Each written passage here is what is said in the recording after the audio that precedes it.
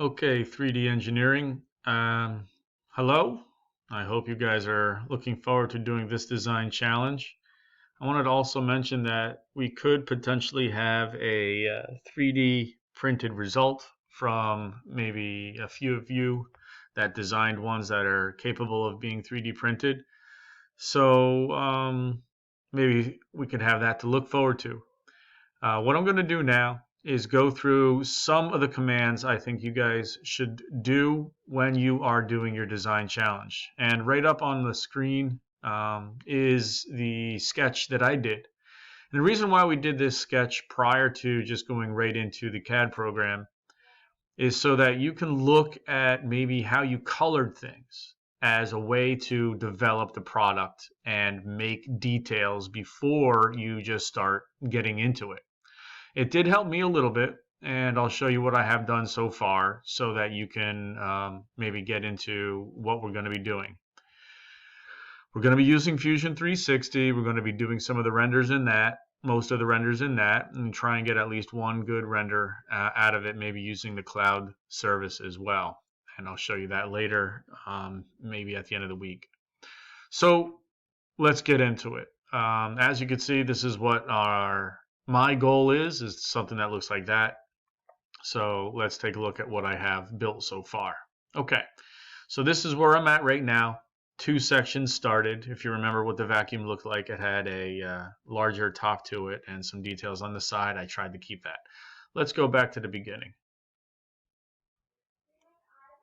Okay, so as we go through this, I'm going to try and turn on some sketches and show you how I did these things. All right, and what you see right here is a Revolve command. And that was very, very, very simple. You all know how to use that. And it did do a great set of detail before everything else.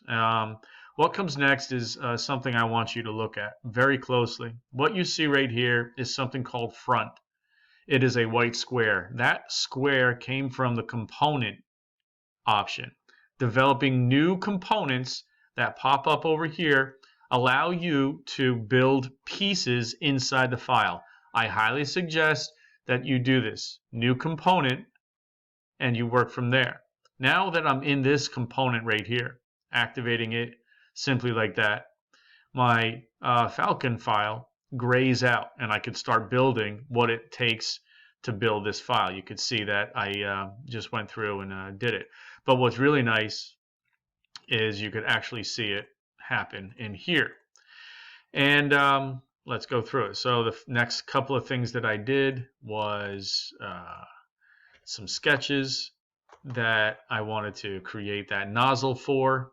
I created the nozzle, mirrored it over. I used a command called combine. That's this right here. So it combined those two mirrored halves. You can see that I have a front half and then a mirror of the front half over here. Then I did a chamfer, my favorite thing. And I did a fillet right here and here.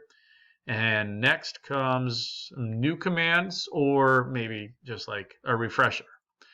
So I put a sketch in, and you can see the sketch right here. So I put a little surface right here, and on that surface I drew a sketch, and that sketch was a circle.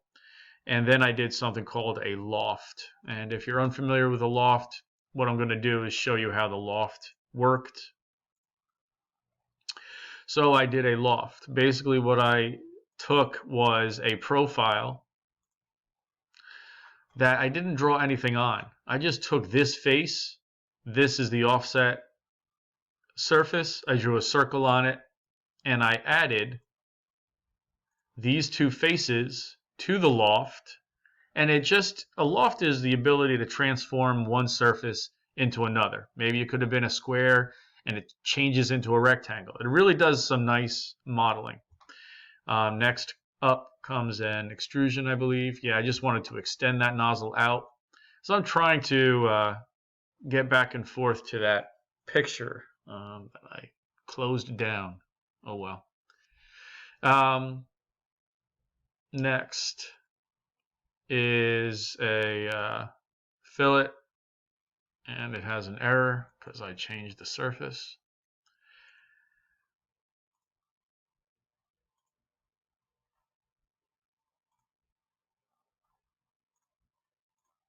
We'll just keep going. That changed because I changed the loft. Oh well, geometry gets messed up when you go back in time. I did another loft here. You can see that this sketch right here was an ellipse. From a circle to an ellipse. Looks pretty cool. And then I just completed that.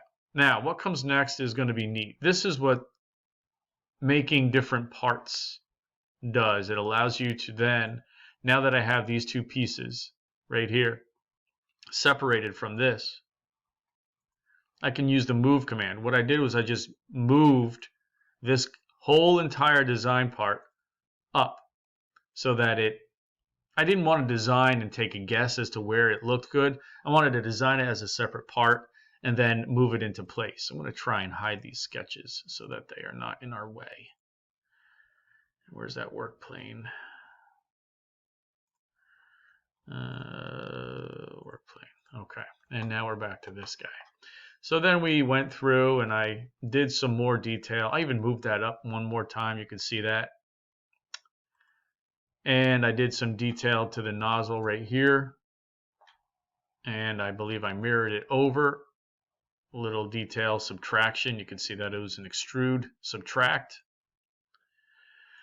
And then I started designing some stuff, detail up here that looks pretty cool, which is just going to be one extrusion. You can see that I made a profile underneath, extruded it up, and then I did a pattern, which you might need a little refresher on. Ooh. That was create pattern, circular pattern. When you do a circular pattern, remind yourself to use the select features command, and anything round you could always select the axis. That would have been what I selected, was something round like that. And then what did I do? I just started coming through here and now designing this. This is a real cool thing that I want to show you. Let's go back to this and let's just hide this sketch and that sketch. Now we're on to sketch number 5. Sketch number 5 I drew on one of the original surfaces. So if you go back to origin, you can choose like this guy, this bottom plate, or this YZ surface work plane. So I chose that and I drew sketch number 5. Sketch number 5 is an ellipse. The ellipse right there, I'm going to pull through and subtract.